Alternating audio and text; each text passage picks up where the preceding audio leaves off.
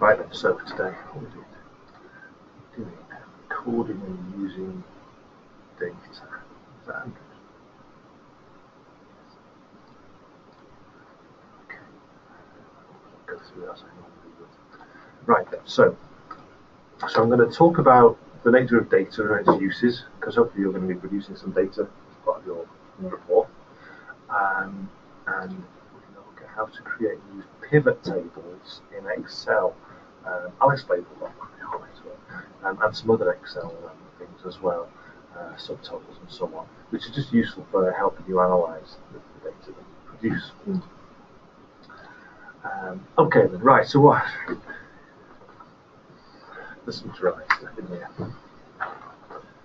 So, I was thinking years ago, what's the difference between data and information?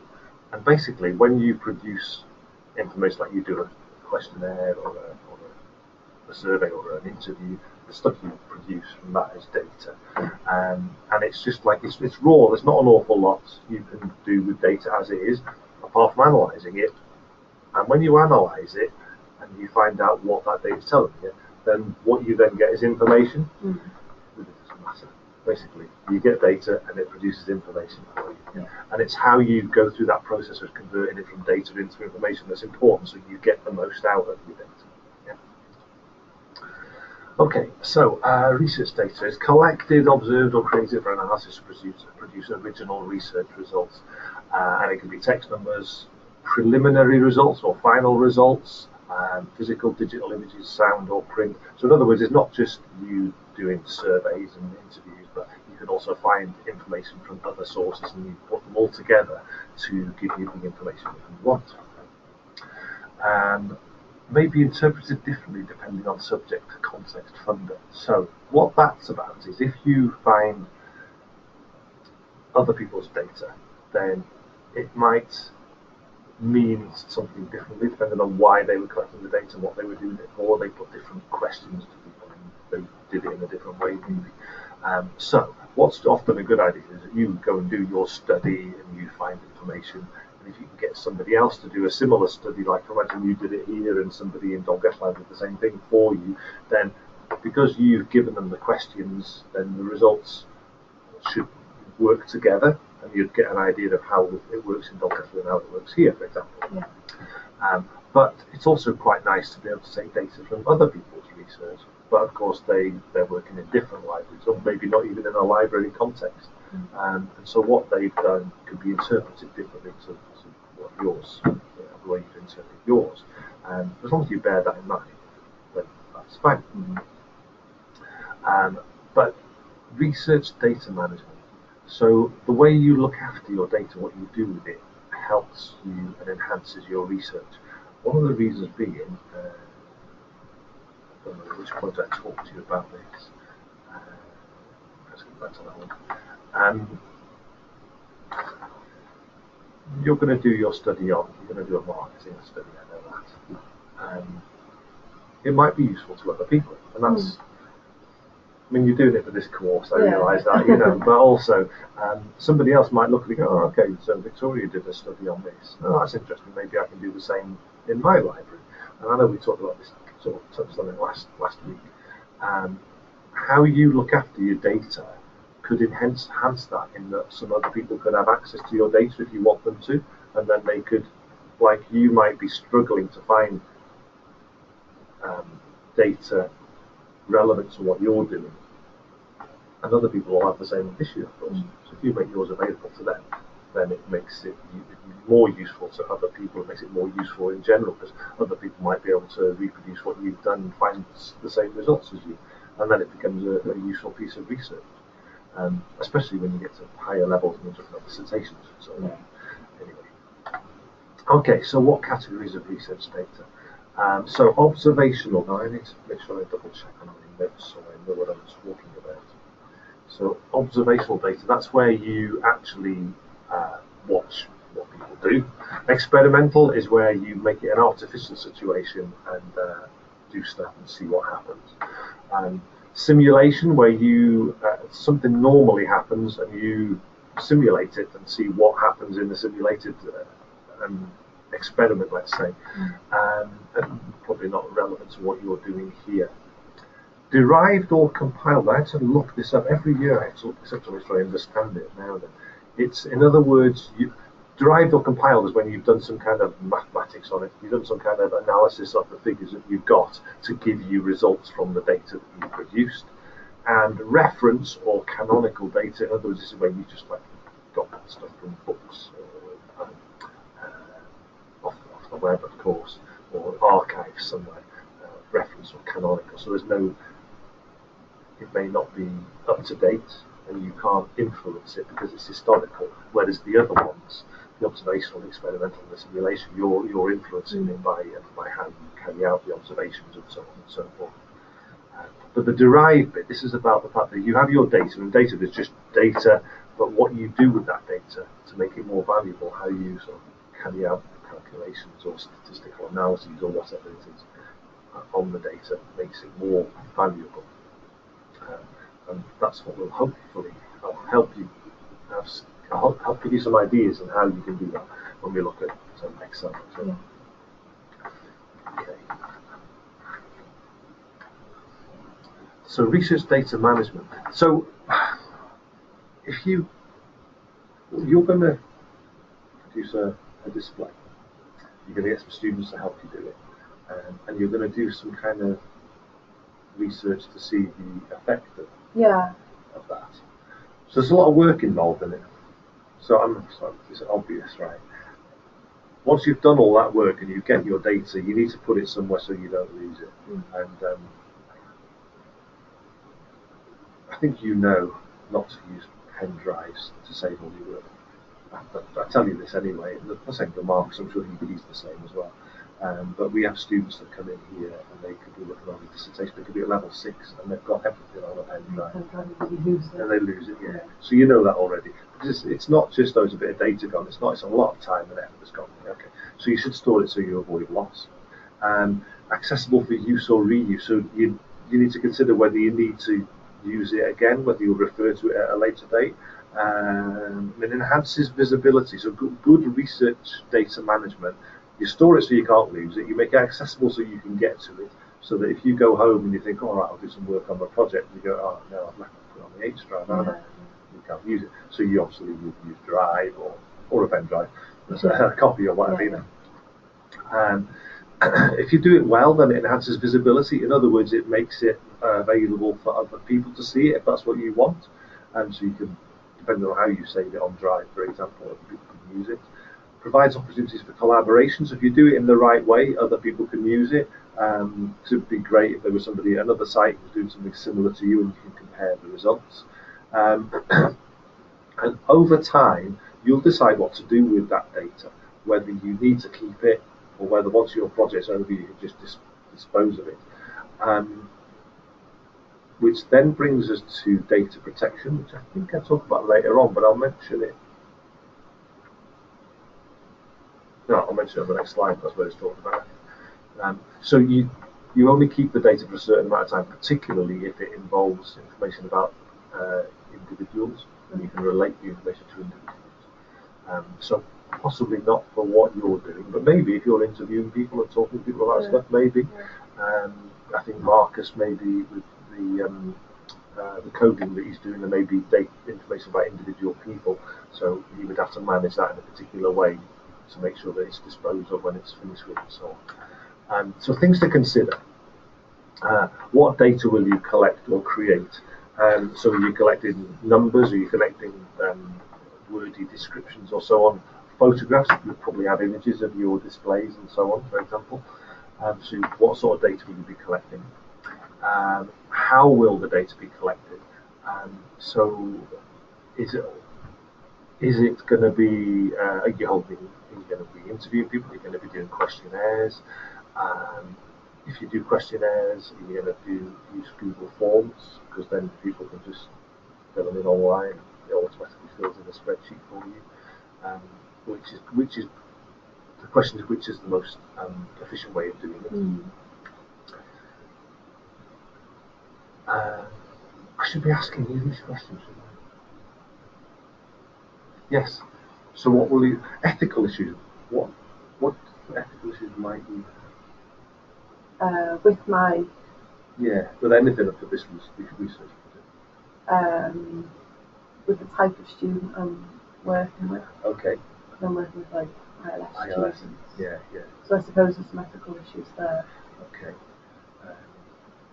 So as long as you consider that there may be ethical issues, I don't. Oh yeah. Oh, we talked about ethics. Yeah. You need to fill in that. Yeah, I can find the form, but I'm not sure where to upload it to. Oh, Andrew just wanted you to upload it, I think, just so that we have it with the presentation. We're going to do a presentation soon. As we post the presentation. Should put it in the post. Into the post. Okay. Yeah, that would be fine. Okay.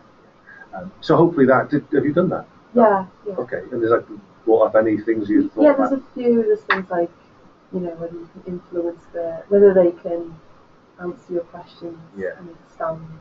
Do they understand when you're asking them stuff? Yeah, there's that sort of stuff. Yeah. Because they're quite vulnerable to being misled or being influenced. Yeah. Okay. Oh, good. So you've thought about that, then that's fine. And by going through that form, that will hopefully highlight any issues that you might have. Yeah. Okay. I think working with the tutors, I think it is okay. Yeah. Will the tutor be with you all the time when you do it? Yeah, it might be good. I don't know if it's the same thing. I did that green screening downstairs a while ago. There was a couple of women that came over and they were vaguely interested in it, and they came back to us later and said, "Oh, can we have a go at green screening?" And they came up here, and I think Brian was with me, and there was 3 of them, and they said two of them were going to come back at a later date, and I said, "Fine, okay," so we set it in the calendar. And then when it came to it, one of them said she wasn't coming, and Brian said he couldn't be there. And Brian warned me, he said, "Oh, you shouldn't be in the room on your own." Yeah, he's mentioned it before with students going to his office downstairs. Yeah, and I'd not really thought about it, and this student in particular is a little bit needy, might be the word for it. Yeah. And he said that, I thought, what, I think he's right. Yeah. So it is an issue as well, to being alone with a student, something just to bear in mind. Yeah. So I cancelled it. Oh, did you? Yeah, I said, "Oh, you can come back another time if you want to," and Brian's about, but I didn't want to risk that. It never crossed my mind until he mentioned it. No, you don't think, do you? No. But you don't know. You don't know. Also, these days, you don't know, do you? But especially when it can be a little bit odd, some students. I think I know what you mean. Yeah. Okay. How will you manage copyright? Copyright and such property rights issues. Now that might be interesting. I don't know whether that'll be an issue, but with your marketing, it could be, couldn't it? Copyright. Yeah. And IPR.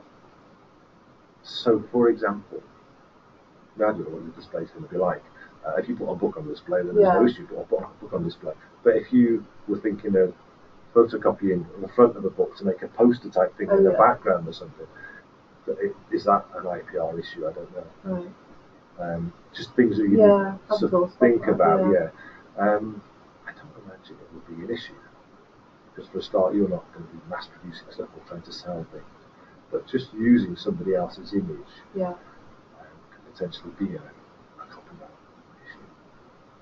It may be something to have a discussion with Andrew if you are concerned about it. Or even if you just have a discussion with him and then it might be just a line written in your report at the end. You considered it. With Marcus, with coding, I suppose it would be if you were using somebody else's code in something that you were doing, then that would obviously be a potential copyright issue. Anyway, I don't know. So how are you going to store your data, back it up? I use like a logbook of some sort. I've been using like Google Docs to make notes. Right. Right. So it's on Google Docs. Yeah. On the whole, I would say that anything on Google Drive should be fairly safe, and you're not likely to lose it. However, if you produced a data set, I would say save it somewhere else as well. Yeah. Some people like the case saving in 3 places. I don't know if you need to go to that length, but if you've got it on Drive, then great. But perhaps if you download, if you sent out a questionnaire and you use Google Forms maybe, or whether you've done it by hand, which is more laborious, and you've entered it onto a spreadsheet, then if you've got a copy of it on drive and you've got a copy of it on your Ace drive, then you should be safe. You're not going to lose it. Just if you use like paper questionnaires, yes. How long can you keep them? Is that like a thing as well? Just for the length of time, I would say of this course.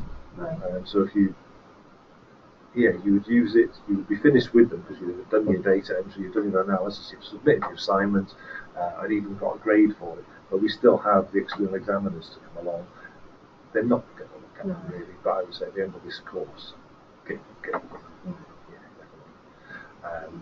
And if you probably won't collect personal information, so it's just a person who's filled in a form. You don't even know their name, so that's not going to be an issue.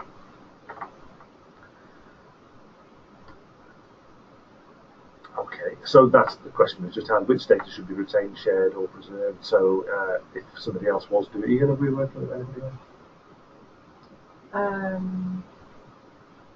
I don't think so. Okay, that's fine. So it shouldn't be an issue. Again, with Marcus, I don't know whether somebody else is doing something similar to you. But just if you have got data which you need to keep or share with other people, just consider how you're going to do that efficiently and safely. So what is the long-term preservation plan for the data set? In other words, how long do you need to keep the whole lot? I would say paper forms and runs, just get rid of them in this course. But the actual data set you produce could always be useful to somebody, so hang on to it, because it could be in later years somebody else might do something similar and we would go, Victoria did a similar thing, have a look at her results, maybe you can use those and build on them or something like that. And are there any restrictions on data sharing required? The only type of restrictions I would say would be data protection. Okay.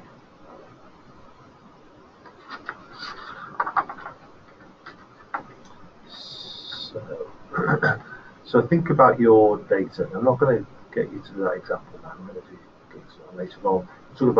So you could be collecting numeric data or text data, and they're quite distinctly different, and it is important to make sure you know the difference and that you do it correctly. But I'll get you to do it on test later and see.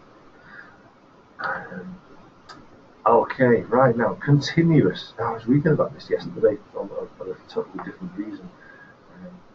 Continuous data is something that it can be any number. And the example I read yesterday was quite interesting because imagine you asked how many books a group of people borrowed over a time period. So one person borrows one book, another person borrows 2, another person borrows 10, and they've all got different numbers. Okay. So it could be almost any number.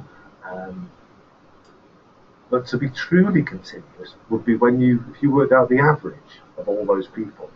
And on average, you might find that people borrow 3.8 books.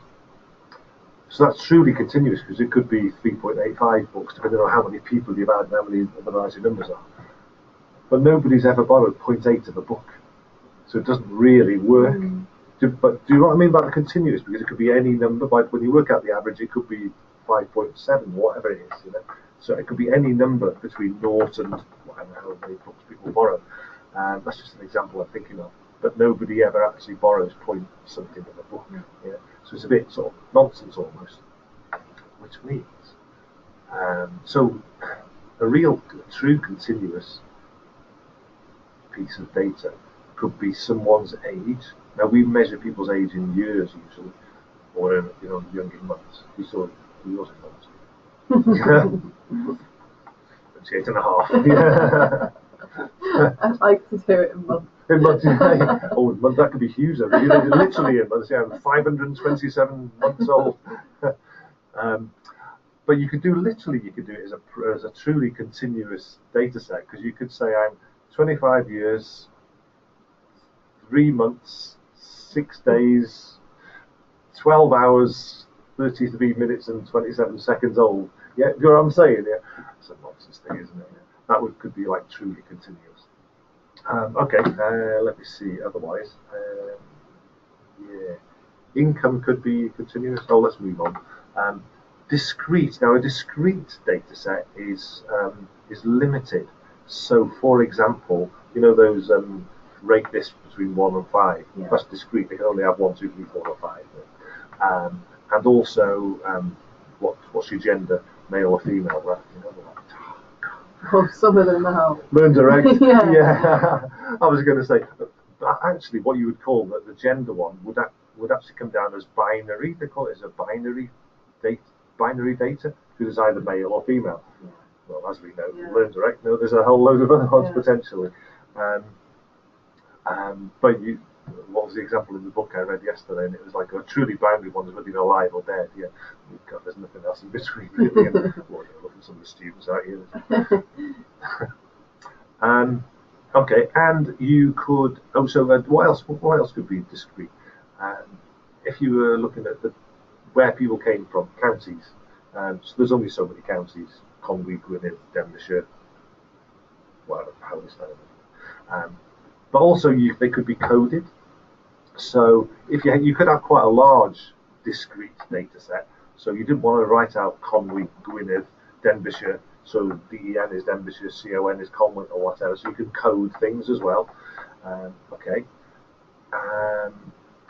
But also there's another data set, ordinal, which again there's a limited number of them, but it's in order.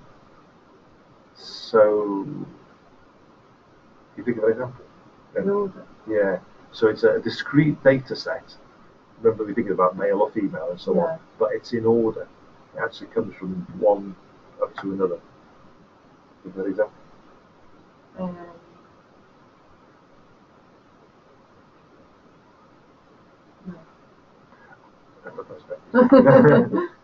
Grades. So you talk about someone's grades for a course, A to F maybe. So they are ordered. A is obviously the best. F is the worst.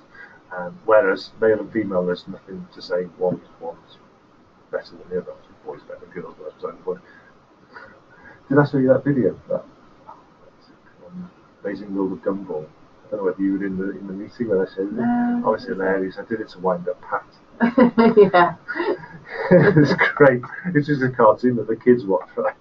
It's really funny. And they were in the car, and the mother was looking at the end of term report of the girl sat in the back, and she said, "What's this? You got an F for gender?"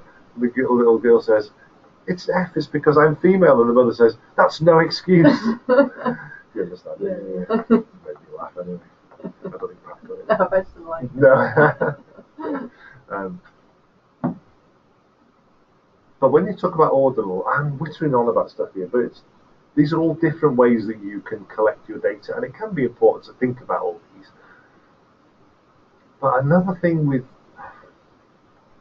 you're asked to rate something 1 to 5. 1's great, 5 is rubbish, or the other way around, whatever. It's subjective. Because some people would, everyone has their own ideas, where if you have a yes or no answer, or yes, are you male or female, you get a definite answer, which is correct. It's correct, that's right. But you don't know how much difference there is between a 4 and a 5. Someone could be, that's a 4, I'll put for that. But someone else could go, it's definitely a 5. Yeah. There's no set distance between how good they are, as opposed to in a way, to grades. So if you score 40, you get a D. Yes, you get 40, you get a D. You get 50, you get a C. 60, you get a B.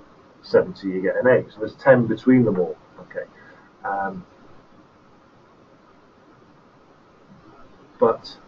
So you see the difference then between the 1 to 5 and those grades. But you've also got the merit, distinction, and pass that we have for this. That actually the distance between a merit and a pass, I think it's 50 to 70 as a merit. But to get a pass, it's 40 to 50, so it's only small. There's only 10, 40 to 50, and 50 to 70. Sometimes the distance between the different discrete things is different. Yeah. And also when you're scoring, say 1 to 5, like you're doing it yourself, sometimes people don't like to offend, so they'll always be generous, maybe. That's right. You know. Yeah. So, and they might be thinking, well, maybe it's a 4, but I'll put a 5. Yeah. Yeah. Because you do it yourself sometimes. You do, yeah, exactly, yeah. And there's a thing about if you're doing those, they often say use 1 to 4 rather than 1 to 5. Because if you put a middle one, a lot of people will go, I'll go for the middle one.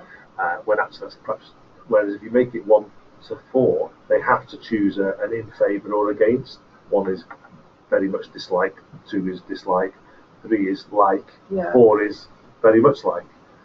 So there's quite a difference between 2 and 3, because 1 is dislike and the other is like. Yeah. Okay.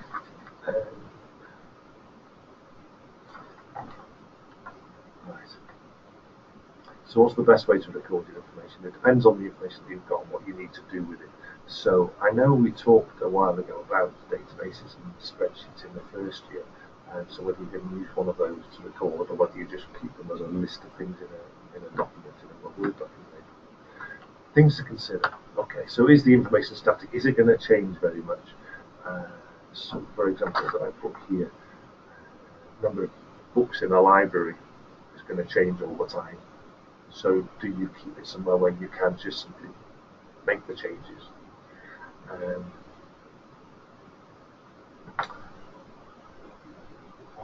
example. Temperatures, maybe something. I don't know. Yeah. So, is the information static or does it change? Will it be added to? Is it going to end up being a huge, great long list? So that might influence how you save it, whether you put it in a spreadsheet or a database or somewhere else. Okay. Who's going to be adding the data to wherever it is you're storing it? The reason for asking that is, are they doing the same thing as you? Are they using the same codes as you? If somebody writes CON for Conway, somebody else writes out the whole word Conway. If you do a search on it, you might not find all of the ones. If somebody misspells Gwyneth, for example, so do you code it? And if you code it, does the person who's doing the data entry understand? In your instance, you're going to be doing it, so it's not really an issue. But if you did have somebody else doing something similar for you, you need to consider that they understand your data entry requirements. Security, how secure is it? Does it need to be secure? So it has to be secure that it can't be lost. We touched on pen drives, using Drive or H Drive or something like that.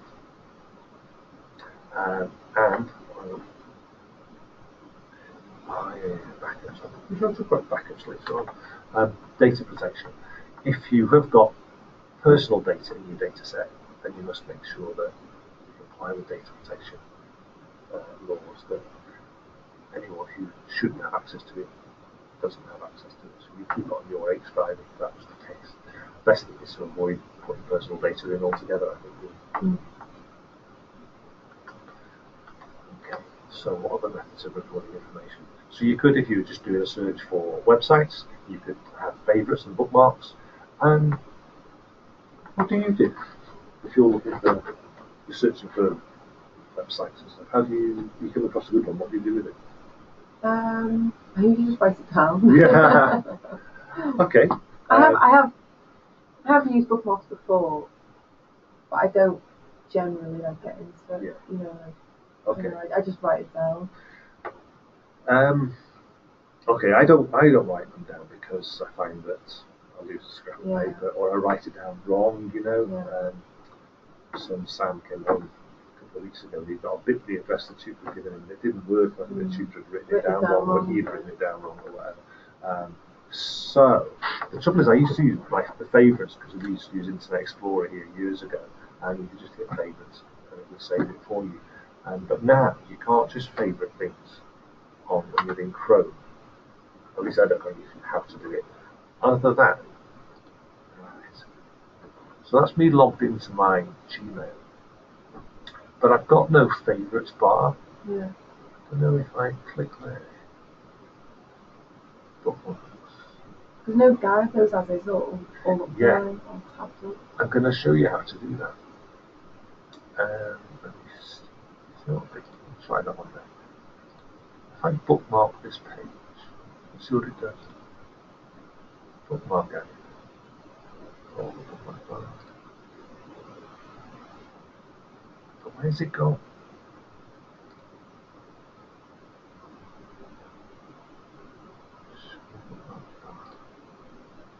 So there's my bookmark bar. Let's put it there.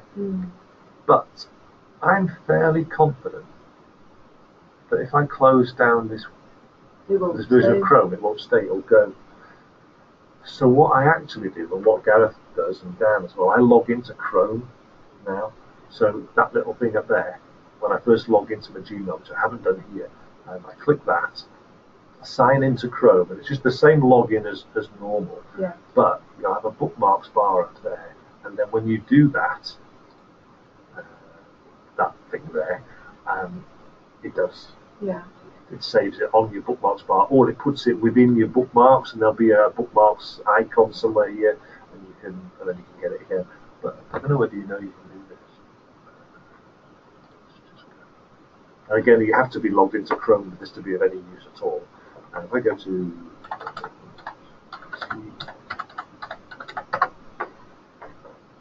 bbc.c.uk, excellent typing skills there, and then nothing.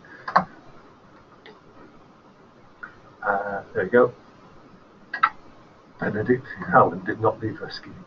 I am. I thought. Right. Well, it's this thing here. If you get hold of that there, and just drag it. There you go. I didn't know that. Yeah. Okay.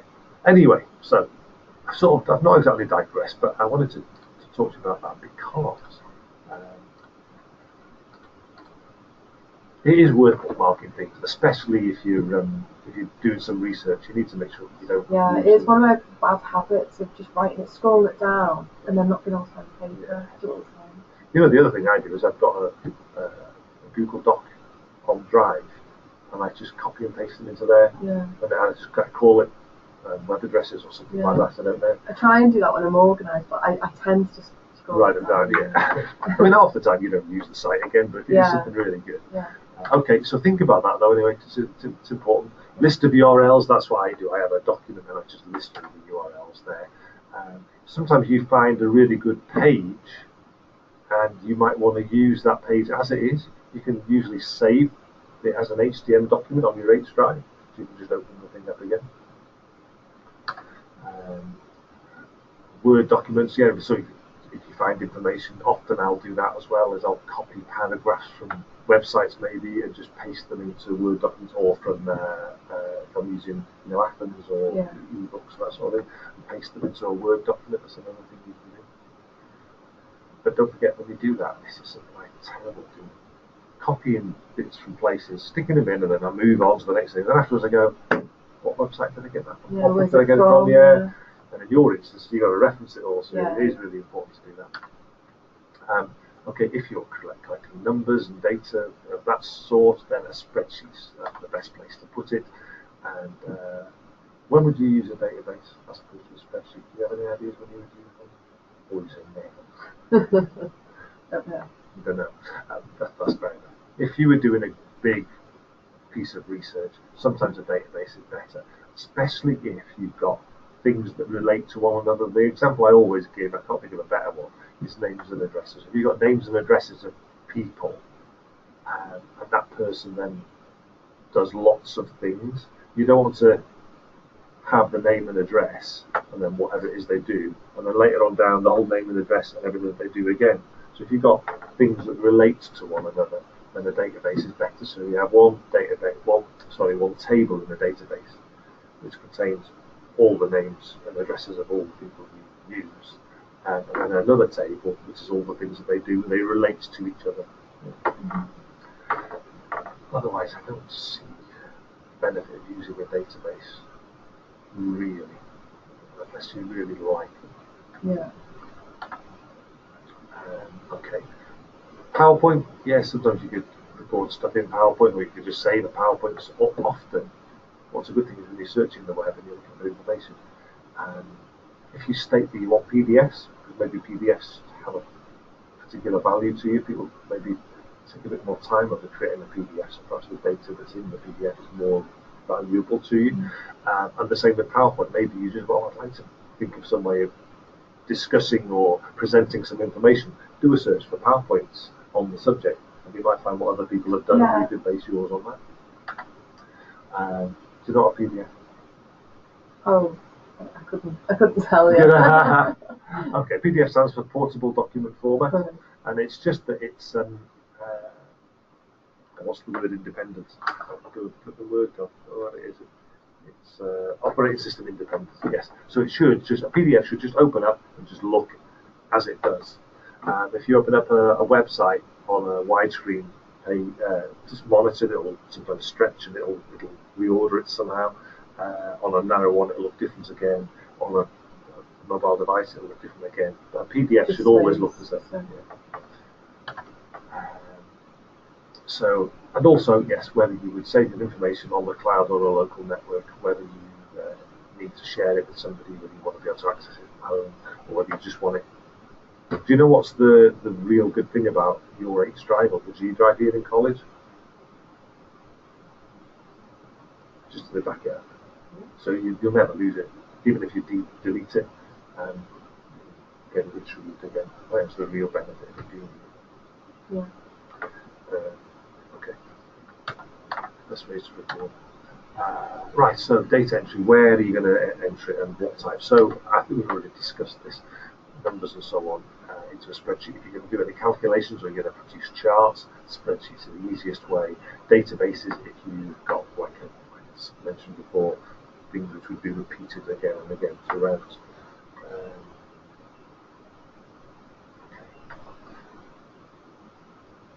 If you really know what you're doing with databases, they are a really powerful tool, especially if you've got a large data set. Once your data gets to a certain size, spreadsheets can become really quite unwieldy. But on the whole, I think for this research project you're doing, probably this spreadsheet would be fine.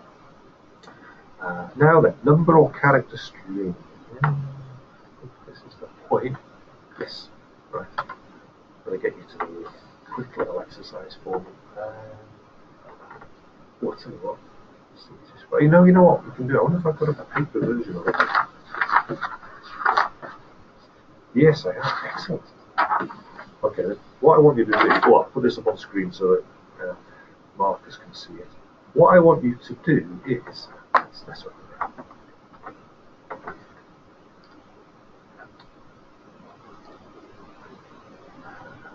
Document.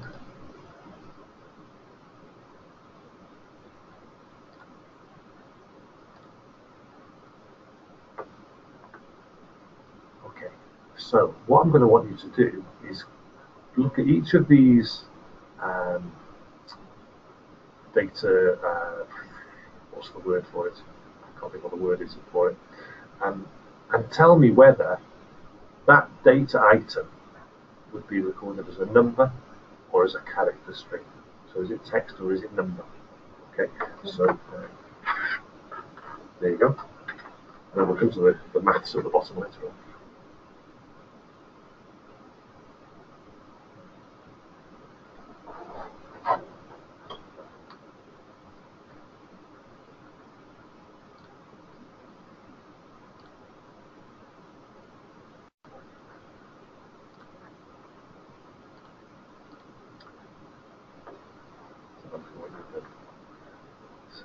Yeah, name would be a character string, that's fine. Date of birth, put that down as a number. Yeah, that's a number. Would it be both though with the month? It's really a type of character string because if it's a number, it's something you might want to do some maths on. Now, potentially, if it was age, I see, okay. Yeah, if you put age, then you could work out average age and stuff like that. But you're never going to multiply your date of birth by somebody else's date of birth, or find the average date of birth. Yeah. Okay. So you know, it's your one of those. Yeah. Okay. A book title, character, obviously. Yes.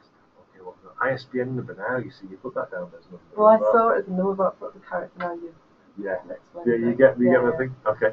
Temperature. Number. Why is it number? I suppose you could do some maths So temperatures you could multiply. Yeah, that would be a number. Phone number? Oh! Character. Have you fallen into? No, I put number, but I put character now. Yeah. So that's right, because a phone number in particular is even less a number than a date of birth, I think, isn't it? Yeah. Head counts? A number. Yep. Postcode? Character. Yep. Student ID number? Character. I put number. Blood pressure? Number. Blood pressure. I think. I'm not sure with that one now, because it's like, what is it, 120/80 or something like that. I don't know what a normal blood pressure is. But parts of it, I still don't think you'd do any maths with it. Would you do any maths with it? Obviously, if it was a doctor looking at it, they'd be saying when your blood pressure is high, you need to bring it down. Yeah. But you're never gonna. Would you ever work out the average blood pressure of smokers? Maybe you would. I'm not sure about that one. I don't know, look at what your blood pressure is at different times of day or something. Yeah, maybe. You could compare them. So I don't know about that one. Yeah. That's a tricky one. Anyway, we're not going to be doing that as well. House number? Character. I did put number. Well, because I was seeing it was numbers now. You fell for it, didn't you? National insurance number? Character. You put it as character. Percentage of females or males or whatever it should be. I put number. Yes, that's right. Price? Number. Yeah, and age? Number. Yeah. I think those would all be numbers, that's right. Yeah, I sort of fell for whether they were numbers or... Yeah, because of the word. Yeah. So when you create a spreadsheet, if you type something into the spreadsheet, it sort of makes a decision that goes, well, that looks like it's a character string. Put a letter in something or a space even, and it'll go to character string, and that's fine. Okay. But if you put a number in, it will probably think it's an actual number. Things like dates of birth, then you can format it as date, which actually is a really useful thing because you can do stuff with dates in a spreadsheet. Okay, so it is a sort of a number. It is a character string, I think, but formatted as a date. And the only danger with ISBN numbers is the only danger with any of these is in a spreadsheet. You know, if you click and drag things, so. I don't know, I can't give you the example. Maybe a load of people all borrowed the same book, so it's all got the same ISBN number. So if you sort of dragged a copy of the ISBN number into a load of other cells, the spreadsheet will sometimes change the number. You know, if you put 1 and then drag it to the next cell, it'll make it 2, 3, 4, 5, 6, 7. And if you put an ISBN number into a spreadsheet, it would treat it as a number, wouldn't it, rather than a character? Rather than as a character, that's right, yes. But you can tell it that it's character. Okay. And that's the point, you can actually format those cells. So if you had a column that was all the ISBN numbers, it's probably better to select that column and format them as text. Okay. Right. Because we're on this one, we'll do this one as well. Okay, so this little bit at the bottom. So if you asked 10 people whether or not they like reading, so you gave out maybe a questionnaire, and that was one of the questions in amongst it. So the first person said yes, the second person said no, but the third person didn't answer the question. We don't know why they didn't answer it. It doesn't matter for them. But that actually, why they didn't answer it might be an important thing. Okay, but for now, all we know is there's no answer. So those are your answers. So what we've got is there were 5 yeses, 3 nos, and 2 people didn't answer. So the question is, what does the percentage work out as? If you simply divide 5 by 10, then that gives you 50%. That's how you work out the percentage, and that's 30%. And you get 20% with no answer. However, if you take out those no answers, because you've only got actually 8 correct answers, 8 which you know what the answer is, and divide 5, because we did have 5 yeses, by 8, that gives you 63%. You divide 3 by 8, you get 38%. And that together doesn't quite work out, but because it's been rounded up, that should give you 100% altogether. And the question is, which is correct? Which is the correct percentage? 63% said yes, 38% said no. Or did 50% say yes, 30% say no?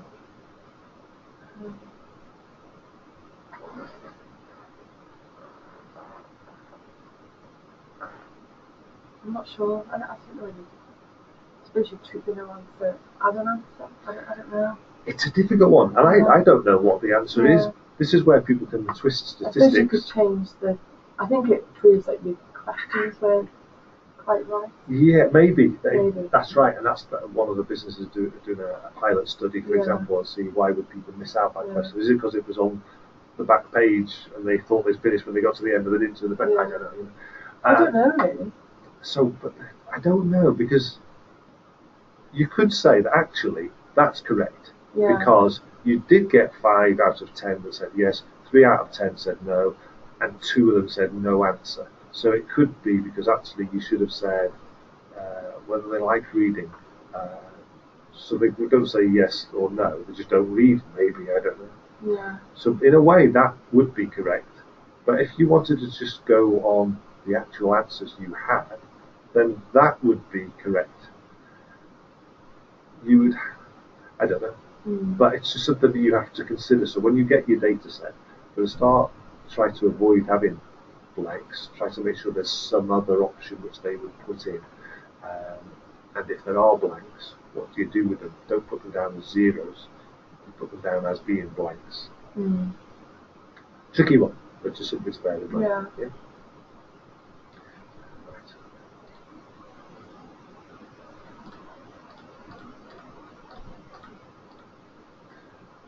So yes, consider if you've said how do you this is a good thing or whatever, true or false. This is really happening. Is it true or false?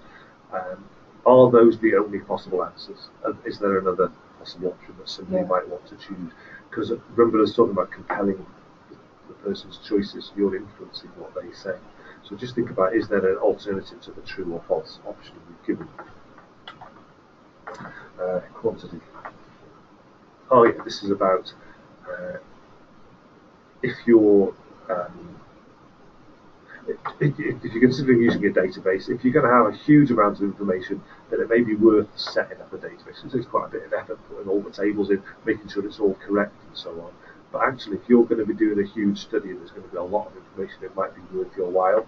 But if you're only doing a fairly small study, it may not be worth spending all the time creating a database where you can just put it into a spreadsheet. Okay, practical issues. Yes, do you need to record race and ethnicity? So if you're thinking of putting in questions, sometimes you sort of like go on autopilot. Okay, so name, male or female, race and ethnicity, age, Yeah. But do you need those? Yeah. Think about what you're trying to get out of the study. Does that make any difference? Sorting and filtering. I put that one in because this is one of those issues which is not such a big issue in the spreadsheet now. Imagine you've got a load of columns in a spreadsheet. If you sort one of those columns, it usually warns you now. Have you ever seen it where you sort that column and all of a sudden that entry on that line refers to all these other entries on that line? If you sort that column, that ends up down there, so it's no longer relevant to the bit of information. So if you are doing any sorting or filtering, sorting in particular, make sure that it's keeping your data integrity correct. And usually if you do a sort, if you use the sort button and you tell it to sort by a particular column, it does it automatically. It keeps all the rows together. Have you ever used filters in this spreadsheet? I don't think so. Okay. They're really, really useful. You highlight the whole sheet, switch on the filters, and if you've got a column with a whole load of things, be it male or female, let's say, you just want to see what the female results were, then you just switch off all the others and just switch on the female one, and then you just look at all those. It's dead easy to do, and then you can clear the filter and it puts it all back again. It's worth using sometimes. Backups. Okay, so if you were working on a document, have you ever done something where you get to a certain stage and you're happy with it, and then you want to make changes to it later on? Have you ever done that? And what I mean is, do you keep an older version of it? Oh, I know. I have done. Yeah. How do you keep it? How do you keep the separate versions? What do you do? I just say it's a different name, usually like, Okay. old version or something like that. Yeah, that does the job, doesn't it? Yeah. Okay. But it's a really useful sort of policy for you to follow is that if you do that with a document, just stick a V1 at the end of it, and then V2, V3, or something like that, and then it helps you.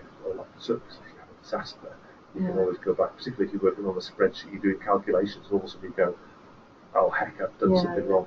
I tell you what really annoys me. I found that if you've got two spreadsheets open, you do something on that one, you do something on that one. You go to that one, you do something, and you go, "Oh heck no, I've done something wrong." You undo it.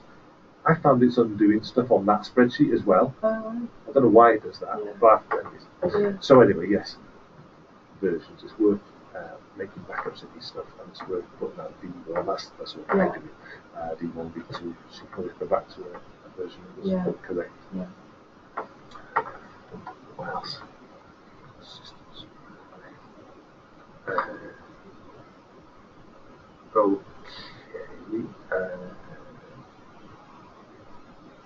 This is all about. All right, imagine you're recording. Let's go with the male and female example.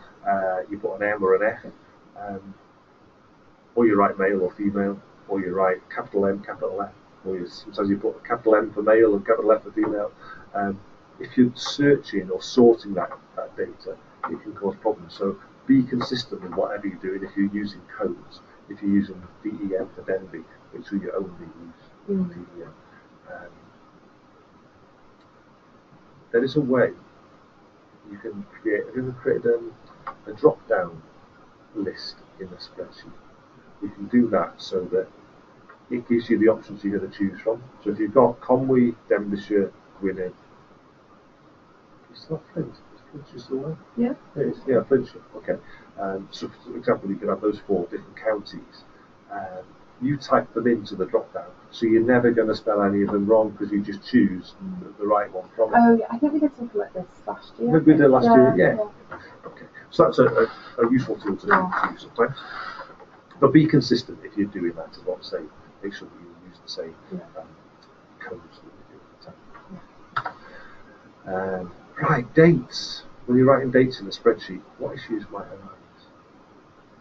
arise? Sometimes you might, I don't know if this is a problem, but you might put, say, 2017, spreadsheet for 17, and the next one might put 2017, something like that. You can, the spreadsheets are fairly good in that they often type it in and it knows, and it adds the 20 in front of the 17. So yes, that might be the case. It's probably more of an issue if you've got other people entering data. And sometimes dates default to the American way. Oh, so the monthly. Yeah, that's right. Yeah, which could mess it up. Yeah. But there's a brilliant one. I'll show you. It's brilliant, but that's just because I'm sad. It's like 9/11. We call it 9/11, whereas we should really call it 11/9. That's right. Yeah, it's it's the wrong way around, isn't it? If you type in so the first or second 17. There you go. First of the second 2017. Oh, if someone's a bit older, so they're born on the first or the second 1958. Good, that's fine. But someone was born on the first or second 1952. Yeah? Yeah. So I mean that would be quite an old person born in 1922. But you see what it's done? It thinks it's 2022. It happens somewhere around. Somewhere around 27, 28, 29. It's 1/2/30. There you go. There must be a number where it starts. When it starts, yeah, somewhere around 1930. No one could possibly have been born before that. Yes, impossible to be alive. Yeah. Right, so that's a very silly one. I just wanted to show you. Yeah. Okay. And we looked at conditional formatting. Oh, there you go. That was the other thing. Mr., Miss, Doctor, Esquire, Mrs. Conditional formatting. Last week we did a bit of conditional formatting. Do you remember we highlighted those those figures and it shows the top 10% or the lower 10%. So it's a really useful little tool that to try and pick out trends maybe in the data. Yeah. Okay.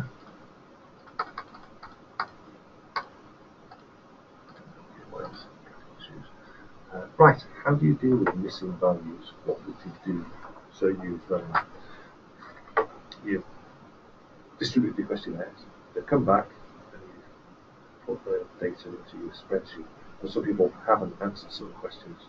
What do you do with them? Just have to have maybe another column of some sort to, I don't know, maybe I'll put another option of no answer or collect that information as well. That's right.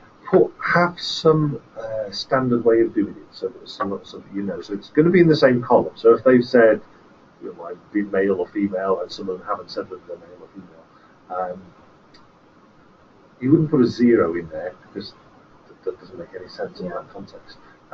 So you just leave it blank, or put in a code which means that it's a blank one. Yeah. If it was numeric data, then again, if they've missed out the number, don't put a 0 in, because if you do some calculation on it, it'll take that as being 0. Better that it's blank, so it totally ignores it altogether.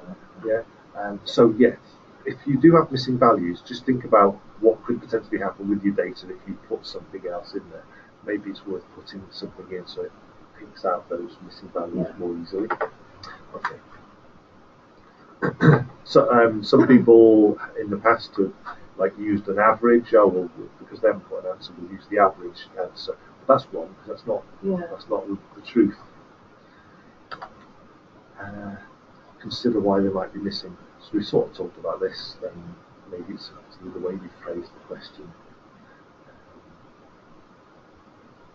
That could be. So think about reasons why the answers might be missing. And again, that's a good reason for doing a quick pilot first. So if you are going to do a questionnaire or a survey, get myself or Gareth or anyone who is really maybe to go through it for you and ask you if there's anything they don't understand, so that you know you may need to reword it or give other further options.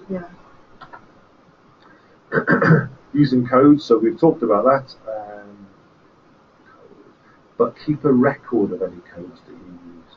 So, for example, the example I've got here is we've got perhaps we had age groups of people who read or don't read. So you could have O50R means it's an over 50-year-old person who reads.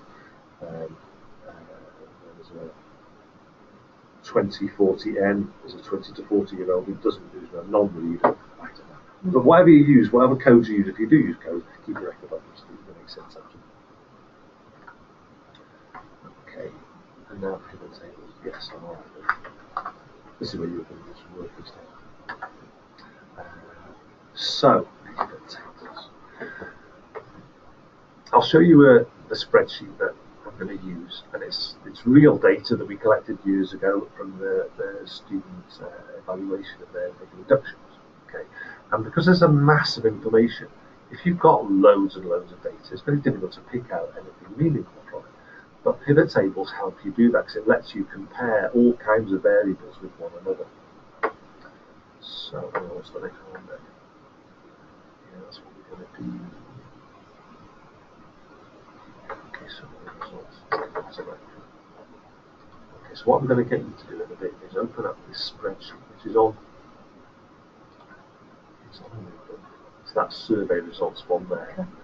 That there is the instructions on how to use them, how to create the pivot table. But I'll go through it with you. Okay, so within our data set, and it is big. There's a lot of information in there, but at the bottom I've done some calculations on stuff here. So when we do the pivot table, I don't want to include this stuff here. So there's a bit in the instructions which will say that you change a value to 341. It'll default to something like 351 because it picks up everything where there's a bit of data. But I only want it to go from that row upwards, yeah, because we've got these already in here, just so it makes sense. Now, I'm going to have to refer to my handout myself. Yeah. What I do know is you just put your cursor somewhere within the data, and go to data. No, we don't go to insert, pivot table. Now, before I do it, let's go up to the top. Get out of the way. Go up there then. So, on this survey, these first few columns don't mean anything. The survey dates, the fact that there's one data survey was completed, yeah. The location, what site they were on, okay. The course the students were doing, what level they were at, and so on. The school that they were in, Harsingen, Denbigh, some of them have not given the answer. The length of time they were studying at the college, their age range. Let me see. Okay, we asked them, did they have an induction? Yes or no. Did they find the induction useful? Yes or no. Plus, there's some zeros in there. I don't know why we got zeros. It could be that they didn't answer. Yeah, and putting zeros in actually is not a really good thing, but you'll see those zeros appear in the pivot table later on. So I've left those in so you can see that if there's anomalies in your data, they can show up. Okay, so we asked them, do they use the library to study? And they've said yes they do or no they don't. If they said yes, then it's come up as true. Yeah. If they've not, then it hasn't done anything. So all the blanks, except I think for these top ones possibly because of these zeros, should be false. Anyway, let me see. I got one. There you go. So in this instance, we've added in the falses with the trues, whereas these ones we've just left them blank. This is just me playing about with the data. Okay, just so you've got an idea of what this information said. What else does it? Borrowing rights. Is the borrowing period insufficient? Yeah, there's all kinds. So there's a mass of information in there, which in itself is really difficult to analyse. Yeah. Okay. So I'll just put my cursor in there. Go to Insert, Pivot Table. Now then, select the table or range. That 361. Remember I said that I don't want to include the last few rows? So I'll give you this handout so you can. I want you to do it yourself after I've shown it to you. Says change that to 341 because that's the last row.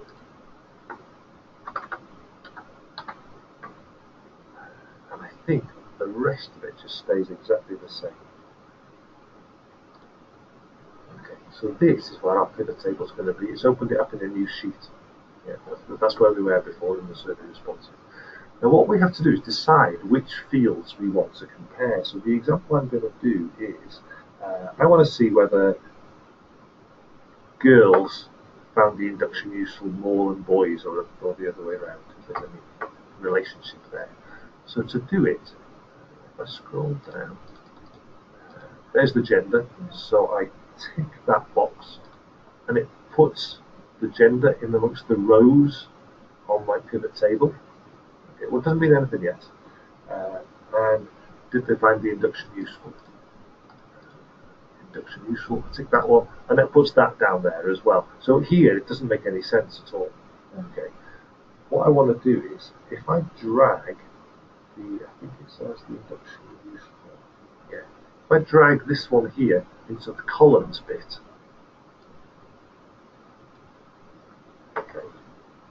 Now then, so did they find the induction useful? Yes or no? Remember those zeros I told you about? Yeah. There were also some blanks as well. And this is the bits whether they're female or male, and there was also some zeros in there as well. But there's no data in here yet. Because what the pivot table does, and this is bizarre to me, it just counts something in that table. Um, and all you need to do is make sure it's counting something where there is an entry on every single row of the table. Don't ask me why, I don't know. But that's what it does. So I just choose, what I know is that the school, I think it is, no, location, that one there, all I know is that there's an entry for location for every single line. So I just use that one. I drag it, we don't tick it, we drag it into the sum values bit. Why we do this, I have no idea. You can question it as much as you like, I can't help you. But it works. Okay, so what have we got here? I don't want these zeros. So if I click this little drop down, then I get rid of the zeros, and I also don't want the blanks. I just want the no's and the yeses. Yeah. Okay, so we've got no's and yeses. I also don't want that zero in there. So if I click this one, keep the F's and the M's. Okay, so what we can see is 8 females said no, they didn't find it useful, and 117 said yes, they do find it useful. Okay. Now, there's various things you can do. What I'm going to do is I'm going to highlight all of this to make it easier to read. I go there, center them all. That make more sense? Yeah. Yeah. Okay, that's the first thing. The other thing is, because they're just numbers, I mean, I can already see that more males find it not useful as opposed to the females, Yeah. 8 and 35. But actually, it would make more sense if those were percentages. So to do that, now, I'm still in my pivot table. If I click away, see this thing here will disappear. Okay, if I click back in it, and click over there, that's good. See, I've got pivot table stuff. I go to the Analyze tab of that, and field settings. All this is in there, show values as, because at the moment we're just seeing a count of simple numbers. If I show values as, it's doing no calculation, a percentage of the row total, because I want to see what percentage of all the females that is. Yeah. And that looks more like it. So actually, I would probably change the accuracy of this and get rid of those decimal places because Yeah. it's more confusing. Yeah. And you can do that by selecting it all, and if you go home and use that button there, it's easier to read it that way. Mm. Okay. So already, so we can see that 6% of females didn't find it useful, 94% found it useful, whereas only 75% of the males found it useful. So let's just tick the box. Just want to whinge about something. Okay. Yeah. Now then, we can do more, I'm afraid. What I can also do is I could look at them by age group as well. So, to remind myself how to do that.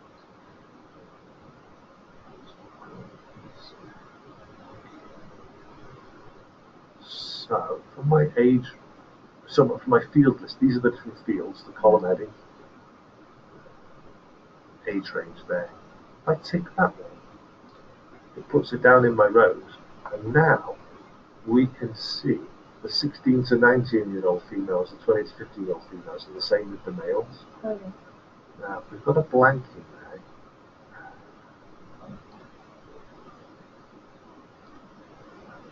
which I can't do anything about. There's no blank, so it won't really matter. I don't know why that's showing it, but it doesn't really matter, because the interesting statistic, if you want to find it that way, is that the young ones, the young males generally were the ones who were dissatisfied. The older ones, a bit more satisfied, 84% of them were quite. We've got an odd thing here that like 40% of the 50 plus people were dissatisfied with it. Which is like, oh, okay. Yeah. Particularly the older people didn't like. But when you look at, go back to our field settings, if I go back to show values as, and we do no calculation, there was only 5 older people. Oh. 2 of them were dissatisfied. could even have been they ticked the wrong box. I don't know. Yeah. So it's not okay. It is a figure, but it's just because it's based on such few numbers. Maybe it's not as meaningful as if there was. It's almost misleading, isn't it? Yeah, exactly. Yeah. So hopefully those are things you'll consider when you're looking at your data. There are other things to do, but you know what? I'd sooner get you to have a go at doing what I've just done. I have to tell you, I work my way through this thing, and I have to refer back to it when I do it. Yeah. Every time I have to look back at that. So it's not something that's easy to just do. But have a go over there now, and just see. Hopefully, when you've got your data set, maybe you can do something like this. Yeah. Give it a go. Okay. Yeah, and then see how you get on. You could probably save yourself logging into. If I tell you where it is on G Drive.